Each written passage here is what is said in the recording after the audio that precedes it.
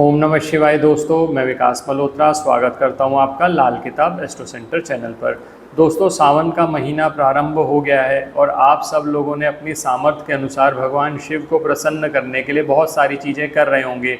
और इन सभी चीज़ों में सबसे ज़्यादा महत्वपूर्ण जो माना जाता है कि भगवान शिव को प्रसन्न करने के लिए उनको बेलपत्र चढ़ाना चाहिए। बेलपत्र की जो 3 पत्तियाँ होती हैं उनमें ब्रह्मा, विष्णु और महेश का वास माना जाता है। बेलपत्र की बहुत सारी इम्पोर्टेंस और भी हैं, उसकी उत्पत्ति कैसे हुई, क्यों इतना महत्व देते हैं, वो सब मैं इस विषय में इस वीडियो में आपसे बात करूंगा। लेकिन उससे पहले एक छोटा सा मैसेज ये देना चाहता हूँ कि सावन के महीने में आप बेलपत्र का प्रयोग करते हैं भगवान शिव पर चढ़ाने के लिए, ये बहुत अच्छी चीज़ है। इसके साथ साथ अगर आप सावन के महीने में बेलपत्र, बेल का एक पौधा, बेल का पौधा ऐसी जगह पर लगा दें जहाँ पर उसकी देखभाल भी आप कर सकें, या कोई ऐसा हो जहाँ पर उसकी देखभाल हो जाए, तो जो बेलपत्र जब बड़ा होगा उसमें पत्तियाँ निकलेंगी तो फिर वो भगवान शिव पर चढ़ेंगी। तो उस समय पर चाहे आप हो या ना हो,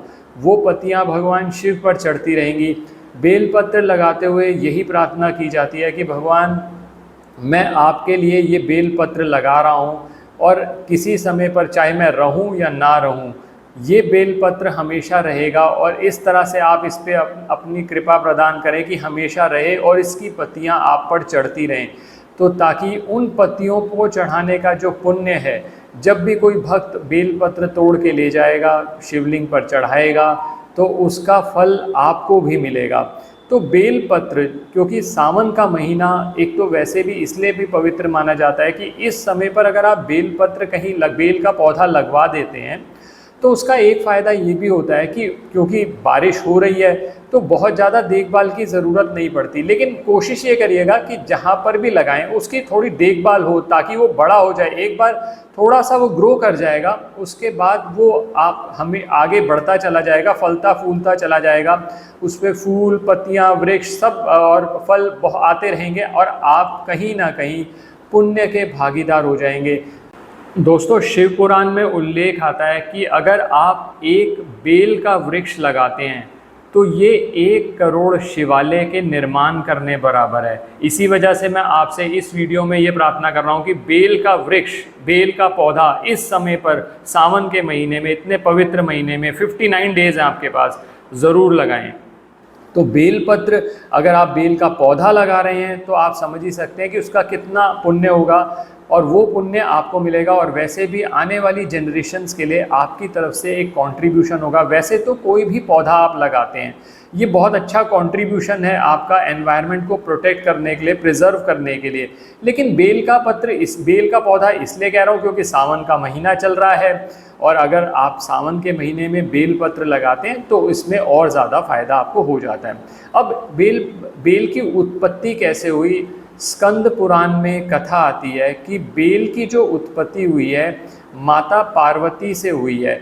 और ये माना जाता है कि माता पार्वती के पसीने की बूंद से जो बेल के का निर्माण हुआ, और माता पार्वती इस बेल के वृक्ष में, चाहे वो जड़ हो, चाहे तना हो या पत्तियां हो, जैसे माँ पार्वती पत्तियों के रूप में उसमें रहती हैं, जड़ के रूप में वो गिरिजा के रूप में रहती हैं, और पूरे वृक्ष में माँ लक्ष्मी का वास माना जाता है। और बेलपत्र में ये भी कहा जाता है कि जो बेलपत्र होता है उसकी 3 पत्तियां में ब्रह्मा, विष्णु, महेश का वास माना जाता है। और 33 कोटि देवी देवता, बेलपत्र जहाँ पर जुड़ रहा होता है उसके नीचे की जो डंडी होती है उसमें 33 कोटि देवी देवताओं का वास माना जाता है।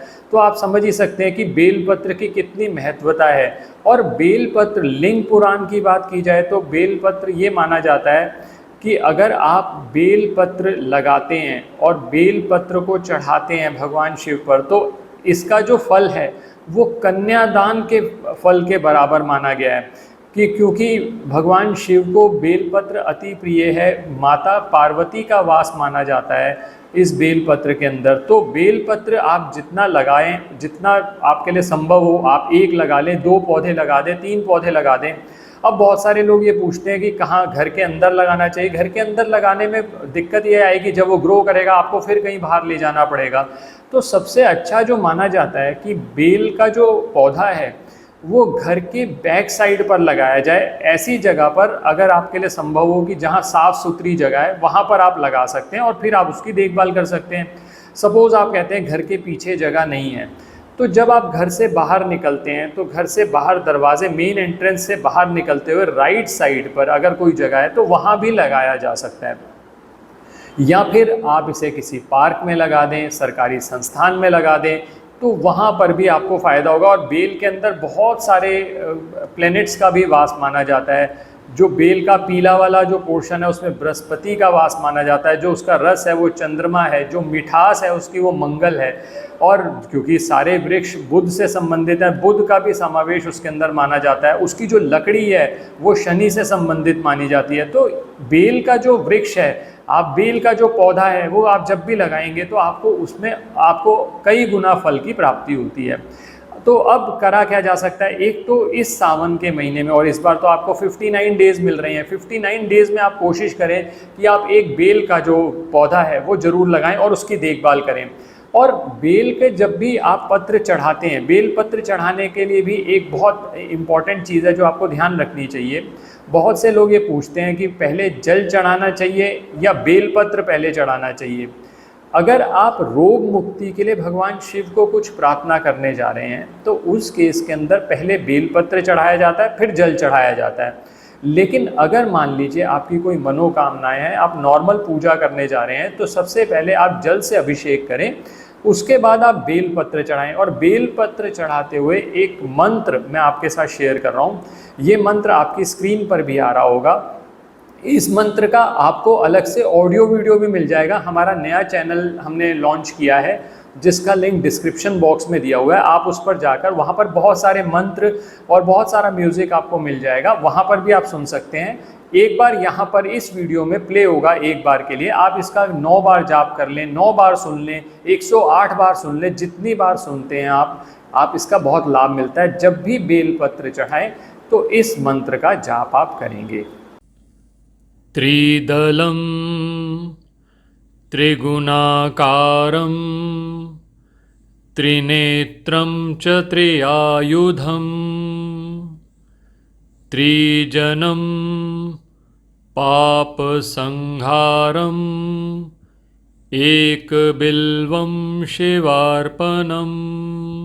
बेलपत्र से संबंधित, क्योंकि हमारे वीडियो में एस्ट्रोलॉजी ना आए ऐसा तो नहीं हो सकता, 3 उपाय आज आपके लिए लेकर आया हूँ बेलपत्र से संबंधित। 100% काम करेंगे, आप विश्वास से करें। बहुत सारे लोग कहेंगे कि हमने बेलपत्र चढ़ाए, बेलपत्र चढ़ाने से फ़र्क नहीं पड़ता। बेलपत्र चढ़ाते वक्त भगवान शिव की तरफ पूरा समर्पण, भगवान शिव की तरफ पूरा विश्वास अगर आपके हाथ में होगा तो चाहे एक बेलपत्र चढ़ा दें, आपको काम बन जाएगा। और नहीं तो अदरवाइज़ आप पूरा का पूरा पेड़ भी चढ़ा दोगे, कोई फ़ायदा नहीं होने वाला। तो सबसे बड़ी जो चीज़ है वो डिवोशन, डेडिकेशन। आपके मन में कहीं पर भी संदेह ना हो, पूरी श्रद्धा के साथ, आँखों में चाहे आंसू आ रहे हों आपके, आप भगवान से प्रार्थना करें कि भोले बाबा आप तो सबकी परवाह करते हैं, सबके लिए इस काम बनवाते हैं, मेरा काम बन जाए। आपके सिर्फ आंसू ही बोल देंगे, आपको बोलने की ज़रूरत नहीं पड़ेगी। आप मंदिर में चले गए, भोले बाबा के सामने खड़े हुए, आपने आंखों में आंसू लेकर आपने बस भगवान को जो भी अर्पित करना है, जो भी कहना है कह दिया, वो मैसेज डिलीवर हो गया, वो काम होगा होगा होगा, 100% होगा। ये आप अपने मन में बना के रखिए और निरंतर पूजा करेंगे, जरूर फ़ायदा होगा। 3 उपाय लेकर आया हूँ। सबसे पहला, पितृदोष के लिए बहुत डरा दिया, पितृदोष है आपकी पत्रिका के अंदर, ये प्रॉब्लम है वो प्रॉब्लम है, आसान सा उपाय बता रहा हूँ, 100% काम। नहीं तो अदरवाइज़ पूजा भी करा लीजिएगा, सब कुछ कर लीजिएगा, काम नहीं बनते, लेकिन इनसे काम बनेगा। 3 वृक्ष पे बता रहा हूँ आपको, बेल का वृक्ष, पीपल का वृक्ष और आंवले का वृक्ष। इन 3 वृक्ष की निरंतर नियमित रूप से आप सेवा करना शुरू कर दें। पितरों के निमित्त, ये फील करते हुए कि मैं अपने पितरों के निमित्त जल दे रहा हूँ, आप जल देना शुरू करिए, आपको लाभ ज़रूर मिलेगा, पितृ दोष में शांति आएगी और धीरे धीरे फिर आपके काम भी बनने शुरू हो जाएंगे। पहला काम। दूसरा काम, लोग वेल्थ के लिए, पैसे के लिए बहुत परेशान रहते हैं। हर व्यक्ति पैसा चाहता है, मेन चीज़ है आज की डेट में, गेम जो है वो पैसे की है। तो दूसरा उपाय जो बता रहा हूँ वो पैसे से संबंधित है, क्योंकि मैंने कहा कि बेल के पूरे वृक्ष के अंदर माँ लक्ष्मी का वास माना जाता है। तो ऐसे केसेस में आप क्या कर सकते हैं, फ्राइडे रात को बेल वृक्ष के नीचे जाएं, एक मिट्टी का दीपक लें, उसमें देसी घी डाल लीजिए, गाय का घी होगा ज़्यादा अच्छा रहेगा। आप एक दीपक जला के आ जाएं माता लक्ष्मी से प्रार्थना करते हुए कि आप पर कृपा करें। तो ये रेगुलर बेसिस पे, नियमित, सिर्फ सावन में नहीं, आप बाकी समय पर भी करिए, क्योंकि सावन में तो फिर बेल की कोई परवाह कर लेगा, सावन के बाद फिर कोई ध्यान भी नहीं देता बेल पत्र का, तो आप उस समय पर ध्यान दीजिए। ये दूसरा कार्य हो गया। और तीसरा, आप कहते हैं मेरे घर में ग्रह कलेश बहुत रहता है, नेगेटिव एनर्जी बहुत है, बहुत आसान सा उपाय, सावन के सभी सोमवार में सुबह के समय जल चढ़ा दें बेल के वृक्ष पर, और शाम के समय दीपक जला दें, वही गाय का घी का दीपक जैसा मैंने कहा। और उस समय पर जब शाम को आप दीपक जलाएंगे तो उस वृक्ष के नीचे की मिट्टी थोड़ी सी लाकर अपने घर के सभी कोनों से टच करा के एक बार सेंटर में लाकर रख दीजिए। उसके बाद उस मिट्टी को उठाकर कलेक्ट करके अपने घर से, चाहे बाहर आप उसको कहीं भी डाल दीजिए, कोई दिक्कत वाली बात नहीं है। तो ये जो नेगेटिव एनर्जी थी आपकी, जो कहीं से नहीं निकल रही थी, आपने बहुत सारे उपाय कर लिए, तो उस नेगेटिव एनर्जी में आप देखेंगे एक पॉजिटिविटी आने लगी। और भोले बाबा का स्मरण करते रहें। और जो मंत्र मैंने बताया दोस्तों, मंत्र बहुत इफेक्टिव है। मंत्र किसी केस में किसी को लग सकता है कि बड़ा मंत्र है, तो कोई बात नहीं, नमः शिवाय, ओम नमः शिवाय, इस मंत्र से भी जाप करते रहेंगे तो आपको लाभ ज़रूर मिलेगा। आशा करता हूँ दोस्तों वीडियो पसंद आया होगा। बेल का एक पौधा ज़रूर लगाएं, 59 डेज़ हैं आपके पास, किसी समय पर भी लगा दें, लेकिन ये लगाते हुए ये भी ध्यान रखिएगा कि एक पौधा लगा लें चाहे, लेकिन उसकी परवाह भी करें, उसकी केयर भी करें, वो ठीक से बढ़ रहा है या नहीं उसका भी ध्यान रखें, तभी उसका लाभ रहता है। आशा करता हूँ दोस्तों वीडियो पसंद आया होगा। अगर वीडियो पसंद आया तो लाइक करें, बाकी लोगों के साथ भी शेयर करें, और चैनल पे नए हैं तो सब्सक्राइब कर दें, बेल बटन को पुश करना ना भूलें। किसी भी तरह के ज्योतिषीय परामर्श के लिए हमारी वेबसाइट्स पर विजिट करके अपॉइंटमेंट बुक कर सकते हैं, जिनका लिंक डिस्क्रिप्शन बॉक्स में दिया हुआ है। ओम नमः शिवाय दोस्तों।